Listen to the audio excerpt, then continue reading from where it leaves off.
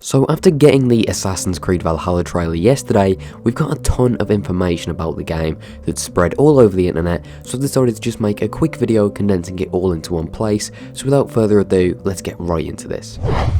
So first of all, let's talk about the trailer itself. I was going to break this down, but Ashraf and Darby have done that for us already, and they gave us some pretty substantial information, so I'm just going to go over a few of the key things we've gotten from that.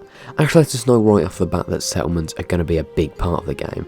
This one here is set in Norway, and we know later there'll be one in England. It's going to be upgradable, and it's going to be a huge part of the game. We'll be able to get quests from there, upgrade it, and it's going to be even more important than say Monteriggioni or Cafe Theatre because it's central to the game and seemingly its story.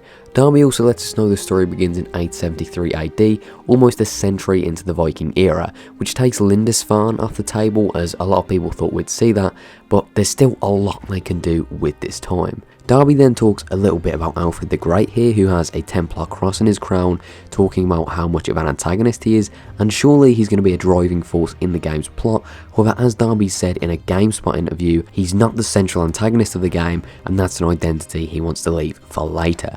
So the next thing we get is really interesting as Ash talks a little about the raids and the battles in this game, which seems to be far more dynamic and in depth, and I'll just play this for you now as he can explain this far better than I can.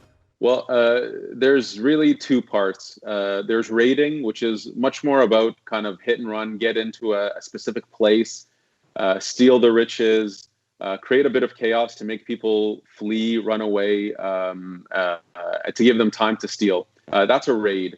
Here, what we're seeing is it's a big battle. So this time period was known to have a lot of battles between the Vikings and the Saxons, or the people who live in England. There were many battles. Here we're witnessing that, and that is something that we do have in the game. So players can go raiding with their longship and their raiders, and there are moments in the game with these really big epic scale battles on battlefields or in fortifications, because it was a really big part of the history during this time, so we needed to represent that. Next, Ash tells us about the combat, and yes, the throwing axe we see used in the trailer is an ability we can acquire, but the main thing he talks about here is dual wielding, as that seems to be a huge part of this game. You can dual wield and basically mix and match weapons and shields as much as you like, and that's a freedom I really like the sounds of. I honestly didn't think combat would have progressed this much since Origins, and I can't wait to see some gameplay of it. Now, the next thing we see is also quite interesting. The man that we see leaning on the tree that takes Ivor aback is said to give him hope and to tell him to keep fighting as a favour, as Ash words it. This sounds like it could be included in the game as sort of like a rage ability, but it seems far more story focused than anything, as it's in the form of an actual character. Eivor then shouts Odin is with us, suggesting that religion is a big part of the game, and as we learned from Darby in the interview, they do play a role in the game as they were important in Norse culture. Perhaps if Odin actually is in the game, it will be similar to a Set, who was an Isu who was sort of deified by the people to make them think she was a god, even though she was a part of the first Civ. I don't know, but this is really interesting to me, and there's a lot of ways it can be tied in with the first civilization. Then we get a bit more about the combat and the different archetypes we're seeing. Apparently each archetype is vastly different and there's going to be just more of them, which is great, as I thought both Odyssey and Origins sort of lacked much variety in that regard. And the next thing in the trailer is probably the weirdest, which is the hidden blade, because after Bayek, assassins shouldn't be wearing it on the top of their wrists, and Ash explains this by saying that Eivor wouldn't want to hide it because it's such a great weapon. And with that, as well as him thinking Odin was doing him a favour, I think Eivor could have a bit of an ego about him, at least early on, and I don't think he's an assassin at this point. Just the way that Ash says that he acquires the hidden blade early on makes it seem like it wasn't given, nor did he earn it, like he stumbled across it or he looted it maybe. And I was thinking that we could have like an Edward Kenway sort of situation here with someone who isn't particularly like an assassin towards the start of the game, might be more self-serving and to themselves, and then towards the end, as the story goes on and they progress, they become more like an assassin. And there might actually be something to that, as in that GameSpot interview, Darby actually draws that exact comparison from Eivor to Edward. I just hope that at the end of the game, when he presumably is an assassin, he wears it on the right side.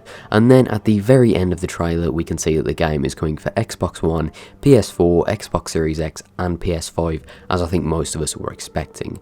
Now, the actual AC website as well as this GameSpot interview, is where a lot of the information comes from. First of all, we're going to have dialogue options again, but as Darby said in the interview, this character is going to be far more defined and less of a blank slate like say Cassandra or Alexios were. He said, "It doesn't change too much. Edward was fairly new in that he was a prequel to Connor. I had to write him from scratch. I don't think I'm approaching Ivor in any different way than I approached Edward. You still need a character with a clear motivation, a clear set of relationships, a clear set of wants and needs, floated desires and ambitions." And I think things are far better this way, although I'm still not the biggest fan of dialogue options and I much prefer one version of one character with just one story. I think this is definitely the best way to do it and far better than Odyssey, because it's going to be far easier to connect with the protagonist when the writer has one personality in mind, one motivation, you know, instead of just catering to every possibility. I think Ivor has a potential to be a very good character still. And Darby's always had a great understanding of what makes the series work and why it has been so good, as the Odyssey writers clearly didn't. And as he said in the interview, he's clearly listening to fans. He said, "The first thing you do is soak in the last couple of years of what fans have said. Casual fans and hardcore fans. New fans and old fans. You soak in all that and try and see what the conversations are. And trying to please such a divided fan base is a rough task that honestly I really admire Darby for taking up. But if anyone can do it, it is him. He's the best writer I think the series has ever seen, and one of the best in all of gaming." And also worth mentioning is we'll have the option to pick between a male and female Ivor. However, unlike Odyssey, they won't be separate characters like how Cassandra and Alexios would interact with each other, just different versions of the same one. But how that'll affect the game and whether it's a good or a bad thing is a whole can of worms I'll get into in a video of its own. I'm also quite glad that I waited till the day after to do this video just so all the news was out, because Darby announced the actor for the female Ivor on Twitter, and after being asked which is canon, Darby said both choices are canon, but we're not going to spoil how we manage that trick until you play the game. That's something that would concern me, but I do trust Darby and I'm really interested in seeing how he pulls it off. He describes Eivor as being a very unique character who is a leader with a sense of humour that isn't too serious but not exactly wisecracking either. He also says some pretty interesting stuff about the modern day as well, saying we continue Layla's story. We have a lot of interesting new approaches to the present day story that we're excited for people to see. It's something I've wanted to do for many years and we finally had the idea in a way that we could pull it off. And that's great to hear. I was worried this game was just going to have another tacked on modern day that I really wasn't that excited for, but hearing this, it doesn't sound like a side note. It's clear it's been given full attention, and that's what we've needed for so long, and it'd be nice to just see a good modern day that has some relevance to some kind of overarching narrative. And I'm really excited for this, and this is exactly why we needed Darby. Anyway, if we go back to the AC website, we get a bit more about these raids, which reiterate some of Ash's points about stealing riches, and that would be interesting to see if you had to sort of raid other settlements and armies just to keep yours afloat. It also said that you will lead these, so there seems to be some level of strategy involved. Then there's a bit more about the settlements themselves, and these seem to be fairly big. Just looking at this image here, as well as the description telling us about how we can upgrade structures such as barracks, blacksmiths and tattoo parlours. And speaking of tattoos, we can get them, as well as being able to customise our hair, as well as individual pieces of our armour, as opposed to entire outfits as we saw in Origins. We can also share our Viking for other players to recruit, and we'll also reap the rewards for that, whether that be in XP, money or both, and we can of course do the same thing with other players. This is effectively taking online features a bit further than what we've seen in the other RPG games.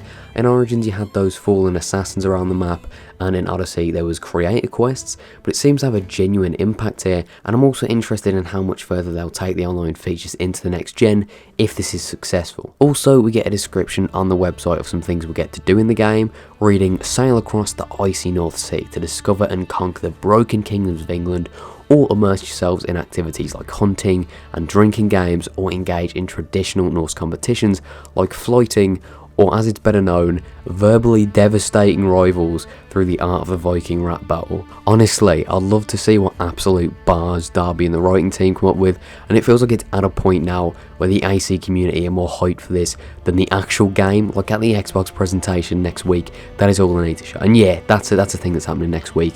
There's going to be an Xbox presentation on the 7th of May at 8 PM Pacific Standard, or 4 PM if you're in the UK, and I'm sure you guys can translate that to your respective time zone. And that's supposed to be when we're getting our first gameplay for this, so that's really interesting interesting, and we also now know that the major English cities that we will be getting are Jorvik, London and Winchester. The interesting thing about those though is the distance.